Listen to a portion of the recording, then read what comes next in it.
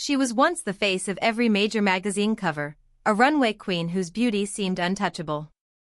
But Karen Mulder's fame came with a quiet price, a price that no one could see until it was too late.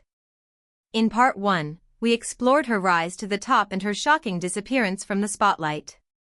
Now, in Part 2, we follow the trail she left behind, a trail full of unanswered questions, quiet warnings, and a haunting silence that still hasn't been broken. After vanishing from the fashion world, Karen left more than just her career behind. She left behind whispers, rumors of fear, of being watched, of truths too uncomfortable to speak. People close to her say she tried to tell the world something. But what exactly was it? And why was she silenced? In this chapter of Karen Mulder's story, we go deeper. Deeper into the moments after she walked away. Into the conversations that were never aired. Into the diaries no one was supposed to read. Was she running from something, or someone? Was she hiding to protect herself, or because someone wanted her gone? There are no easy answers here. Only shadows. And voices that waited years to speak. One thing is clear, the story didn't end when Karen disappeared. In fact, that's when it truly began. And as we follow the pieces left behind, we're forced to ask, did the world fail Karen Mulder? Or was she quietly erased before she could finish telling her truth? Stay with us. Because what you're about to hear may change the way you see not only Karen's story, but the entire world that built her up and then watched her fall. And this time, someone else is finally ready to speak. Karen's disappearance was never loud. There were no dramatic headlines or public statements. She didn't announce a farewell. She just stopped showing up. No more covers. No more campaigns. One day, she was one of the most recognized faces in fashion. The next, she was gone. To outsiders, it might have looked like she simply walked away. But those who knew her best say it was never that simple. A former stylist who worked with her during the peak of her career remembers the shift clearly. She started questioning everything, he said. She would ask, why am I doing this? Who am I doing it for? She'd sit in silence before a shoot, just staring at the mirror. She wasn't being dramatic. It was like she was trying to recognize herself, and failing. Karen had always been private, even in an industry built on exposure. She rarely partied. She avoided scandal. But slowly, even her close friends noticed a change. She became quieter. Nervous. Sometimes she would leave the set without warning, almost as if something invisible was chasing her. There were whispers she was paranoid, but what if it wasn't paranoia? What if she had seen or experienced something that left her with more than just fear? Around this time, she began confiding in a close friend from her early modeling days. They spoke late into the night, long phone calls where Karen would speak in circles, half-finished thoughts, scattered memories. She said she felt watched, like someone was always just one step behind. But she didn't know who. Or why. When asked if she ever thought of coming back, Karen only said, they won't let me. Who they were was never clear. But the more you hear, the more it starts to feel like Karen wasn't running from the spotlight. She might have been running for her life. Not long after Karen disappeared, a few journalists began looking deeper into her past, not for gossip, but for answers. One of them was Claire Bellet, a French reporter who had covered the fashion world in the 90s. She remembered Karen not as a supermodel, but as a young woman who once walked into an interview and immediately asked, "Do you ever feel like you're telling someone else's story instead of your own?" At the time, it sounded poetic. But years later, Claire wondered if Karen had been trying to say something more. Claire started revisiting old interviews, unreleased footage, and backstage clips that had never aired. What she found was unsettling. Karen's words, often brushed off as emotional or dramatic, had a pattern.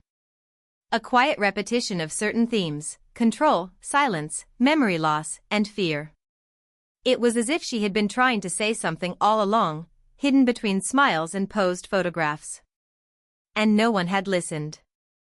At the same time, a woman named Juliet came forward, an ex-roommate of Karen's during their early modeling days in Italy. Juliet described Karen as warm but guarded. She had this little notebook, she said. She'd write in it every night. She never let anyone read it, but I caught a glimpse once. It was full of dates, symbols, and fragments. Like she was trying to piece something together. One night, Karen had woken up screaming, and when Juliet asked what happened, Karen replied softly, "They keep taking pieces of me. Every night, something's gone." Juliet never knew what that meant, but she never forgot it either. More unsettling was what Claire later uncovered, that multiple people who had tried to dig into Karen's story, small bloggers, documentarians, even a photographer, had received strange warnings. Emails urging them to drop the subject. One man claimed he was followed for weeks after publishing a short article speculating on Karen's mental health and the fashion industry's darker side. His story was quietly taken down. None of these incidents were ever officially linked. But they raised a disturbing question: was Karen's story silenced by coincidence or design? And if someone didn't want her truth told, what were they so afraid of the world hearing? Claire kept digging. The deeper she went, the more questions surfaced. She found a rare radio interview Karen had done just a year before her disappearance, one few people had ever heard. Her voice was calm, but there was something fragile underneath it. "Sometimes I think I remember things that never happened," Karen said. Or maybe, things I was told never happened. The host had nervously changed the subject, brushing it off with a laugh. But Karen didn't laugh back.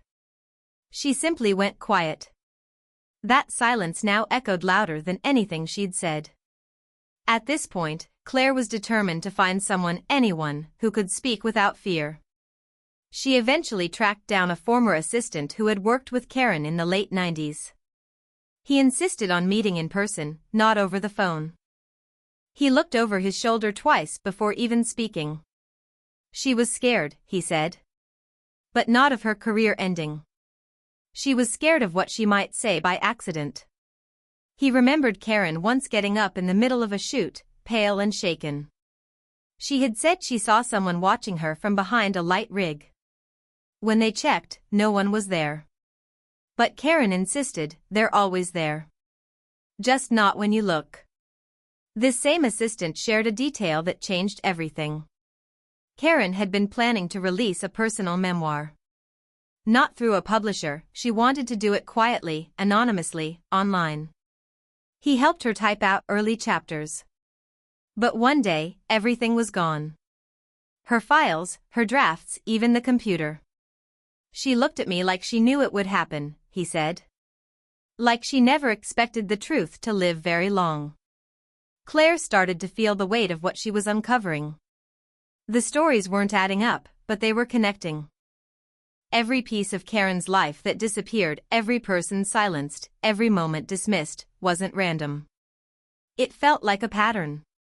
And the closer Claire got to understanding it, the more she started to feel it too. Phone calls dropping unexpectedly. Emails vanishing from her inbox. A shadow outside her window that didn't move for hours. She knew something was coming. She just didn't know what. And maybe, neither did Karen. Claire couldn't shake the feeling that something was watching her. The more she uncovered, the more real the silence around Karen's story became. She wasn't just investigating a missing model anymore, she was unraveling a thread someone had worked very hard to hide. But what she found next was something no one expected.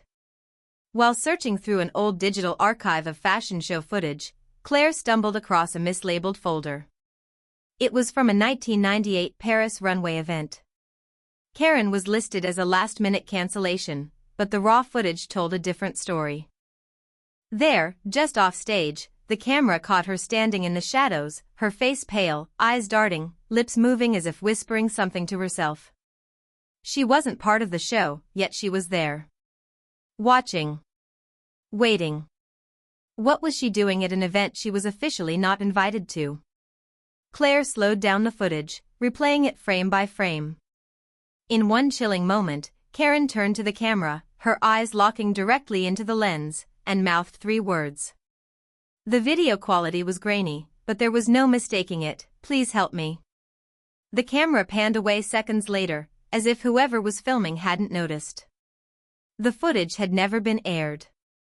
It had been filed away, mislabeled, and forgotten.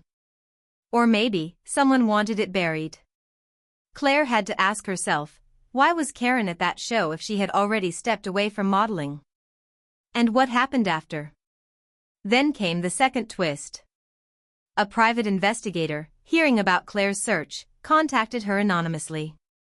He had worked a job in 2001 that he was never allowed to speak about, finding someone who didn't want to be found. His client paid in cash, gave no name, and the description he was given matched Karen Mulder. He was told she was a danger to herself and needed to be brought in quietly. But the address he was sent to was a private clinic outside Geneva. When he arrived, someone else was already there. Men in suits. No badges. No explanation. They told him the job was done and paid him double to walk away. He never asked questions. But when he saw Karen's name connected to Claire's story, it all came rushing back. This changed everything. If Karen had been taken to a facility, not for her protection but to silence her, the implications were disturbing. Claire now realized she wasn't chasing a mystery. She was challenging something bigger. Something that didn't want to be seen. What was Karen trying to say before she vanished? Who stopped her, and why? The closer Claire got, the more the silence began to speak for itself. And the real question now wasn't what happened to Karen Mulder. It was, who else knew the truth, and how far would they go to keep it buried? Claire knew she had gone too far to stop now. The puzzle was nearly complete, but she still didn't know where Karen Mulder was, or if she even wanted to be found. She returned to that private clinic in Geneva. It had changed names, changed ownership, and most of the staff was new. But one nurse, now retired, agreed to speak off the record. She didn't say Karen's name directly, but her story matched everything Claire had uncovered. There was a woman, she said quietly. Famous. Fragile. She wasn't sick the way they said. She was scared, and no one would listen. They treated her like a threat, not a person. Claire didn't press for more. She already had the answer she needed. Karen had disappeared, not because she failed, or lost fame, or broke down. She vanished because she refused to play along anymore. In an industry that demands silence behind every perfect image, Karen had dared to speak about her pain, her fears, her truth. And the world wasn't ready to hear it. The fashion industry has evolved since Karen's time. There are more conversations now about mental health, exploitation, and protecting the models behind the beauty. But Karen's story reminds us that for many, those changes came too late. She was a supermodel, yes, but she was also a daughter, a mother, and a woman caught between image and reality. Claire published her findings, not as a scandal, but as a tribute. She told the story Karen had tried to tell in pieces.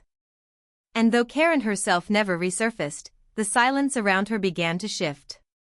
People started talking, not just about her, but about all the others who disappeared quietly, whose struggles were hidden behind glossy covers. In the end, Karen's darkest struggle wasn't just hers, it was a mirror held up to an industry, and maybe even to us all. And though her voice may have been silenced, her story now speaks louder than ever.